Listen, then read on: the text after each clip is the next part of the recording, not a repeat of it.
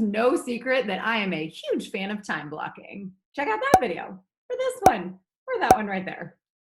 But have you ever heard me talking about time batching? Today on Free Mama TV, I'll take you behind the scenes and show you how I make the most out of time blocking by batching tasks, plus 2 other really important tips for making the most out of the time you have. And I've got a super cool free resource for you at the end, so make sure you stick around for that.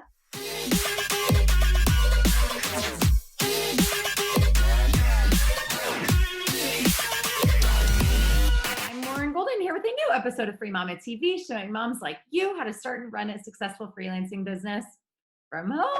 Subscribe to my channel and hit the bell to be notified when I post a new episode of Free Mama TV right here each and every Tuesday. If you've been here for more than a minute, you've definitely heard me talk about how much I rely on time blocking. It's how I can manage to get so much done. And when I combine time blocking with the Daily 5, the productivity system I swear by, I'm pretty much unstoppable. If you haven't yet done a deep dive on time blocking or the Daily 5, do yourself a favor and check them out. They really will make a huge difference in how much you get done in a day. And today, I'm going to show you how you can supercharge this system by adding in time batching. Adding this extra tool to your kit is like adding salt to your caramel. Once you know it's possible, why ever just eat plain caramel again? But before we dive in though, I've got a quick question for you. Have you ever tried batching tasks before? Let me know down in the comments below. Now, if you're not quite sure what I'm talking about with this whole time batching thing, let me break it down for you.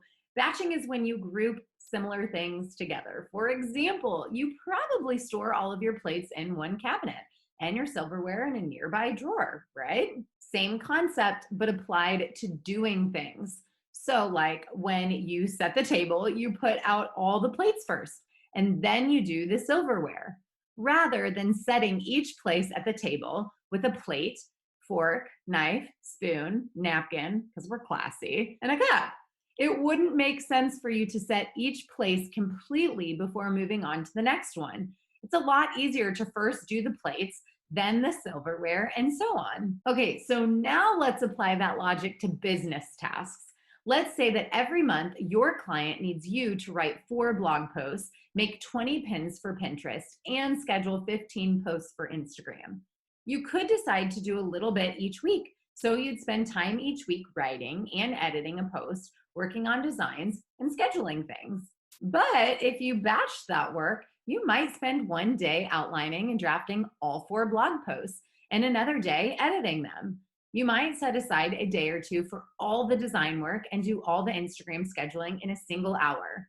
You'd probably find that you'd be able to get more work done in less time because you're not constantly switching your focus. Pretty cool, right? Now, you can decide how you want to batch things. If you're managing multiple clients, it might make sense to batch by the client. You can get in the zone for their products and brand and make sure everything flows properly. You could also decide to batch by the type of work you're doing, like outline and draft all the posts for all your clients at once. Do all that Instagram scheduling at once, and so on. Neither is right or wrong. It just depends on what makes it easier and more efficient for you to get the work done. When I worked with clients, I always batched by client. These days, I batch by task. For example, I record a whole month's worth of these Free Mama TV episodes in one day every month. I schedule all of my coaching calls for Thursdays, and I have calls with my team on Tuesdays. I get to stay in the zone for each kind of task, which makes it way easier for me. My brain knows what to expect. Now, whichever way you decide to batch things, you have to schedule time to do the work. And that brings me to a really important point. As humans, we're terrible at estimating how long things will take us. We constantly underestimate the time we'll need to get something done. That's why it's really important to build buffers into your schedule. Do this in a couple different ways. First of all, if you need to deliver something to your client on Friday, make sure that you plan to have it done by Thursday. Next, when you schedule time to do the work, add some extra. Think that task will take you an hour? Allow at least 2. And start tracking your time if you're not already. That way, you'll be able to determine how long things really take you, and you'll be able to use that information going forward. Building buffers into your schedule can be the difference between delivering work early and thrilling your clients and feeling stressed and sick and getting ditched for a more reliable freelancer. Finally, it's important to have boundaries and really stick to them.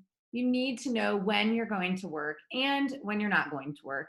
And then you need to enforce that schedule for yourself. See, if you tell yourself that you're going to work on a client project for 2 hours and you wind up spending 6 hours at your desk, your brain will file that piece of information away.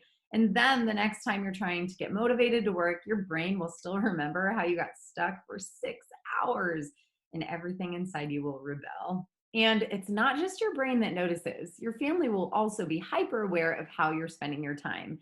If you promised your kids that Sunday would be family fun day and you spend it chained to your desk, don't expect your kids to believe you the next time you promise them something. Plus, they'll be craving time with you, so they'll be all over you while you're trying to work, and it'll be totally unproductive.